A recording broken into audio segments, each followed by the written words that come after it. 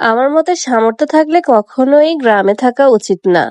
গ্রামে ১০০ বিঘা জমির মালিক হওয়ার চেয়ে শহরে এক টুকরো ভাড়া বাসায় থাকা অনেক ভালো, অনেক সম্মানের, অনেক আরামদায়ক।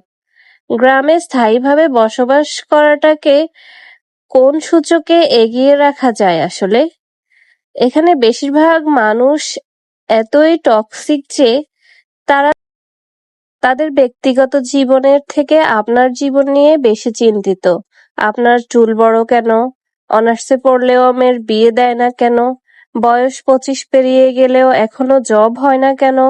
আপনার ব্যাচমেট কেউ বিদেশে গিয়ে লাখ লাখ টাকা কামায়, আপনি এখনো পড়াশোনা করেন কেন? এসব আজগুবি বিষয় নিয়ে তাদের অনেক টেনশন। মাঝে মাঝে দেখবেন আপনার নিজের ফ্যামিলিও যেসব বিষয় নিয়ে চিন্তিত নয়, অন্যান্য মানুষ এর থেকে বেশি চিন্তিত। গ্রামের মানুষ টক্সিক বিষয়গুলোর আরেকটি বড় পার্ট হচ্ছে ঝগড়া। আপনি এমন কোনো বাড়ি খুঁজে পাবেন না যেখানে জায়গা জমি নিয়ে কোনো বিরোধ নেই। প্রত্যক্ষ বা পরোক্ষভাবে এই ফ্যামিলি সেই ফ্যামিলির সাথে কোনো একভাবে ঝগড়া লেগেই থাকে।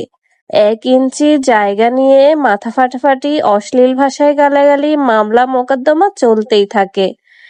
এইজন ওইজনের নামে গোপন প্যাচ লাগিয়ে ঝগড়া বাঁধিয়ে দেওয়া, কাউকে পছন্দ না হলে তার নামে জায়গায় অজায়গায় বদনাম রটিয়ে দেয়া, এমনকি বিয়ে আসলেও গোপনে প্যাচ লাগিয়ে দেওয়া গ্রামের বেশিরভাগ মানুষেরই যেন একটি নিত্যদিনের কাজ। গ্রামের বেশিরভাগ মানুষই এতটা অজ্ঞ যে তারা সফটওয়্যার ইঞ্জিনিয়ার বুঝে না, ইলেকট্রিক্যাল ইঞ্জিনিয়ার বুঝে না, এমবিবিএস ডাক্তারের মানে বুঝে না। তাদের কাছে সরকারি চাকরি মানে পুলিশ হোক, কনস্টেবল, সেনাবাহিনী হোক, সৈনিক, প্রাইমারি স্কুলের শিক্ষক এসবই। আর একজন নার্সিংয়ে পড়া স্টুডেন্টকে যেমন ভাবে ডাক্তার ভাবে, তেমনি সরকারি মেডিকেলে এমবিবিএস পড়ুয়া কাউকেও সেইরকমই ভাবে। তাদের কাছে আপনি সরকারের কত গ্রেডের চাকুরি করেন তার থেকেই গুরুত্বপূর্ণ আপনি প্রাইভেট জব করেন নাকি সরকারি।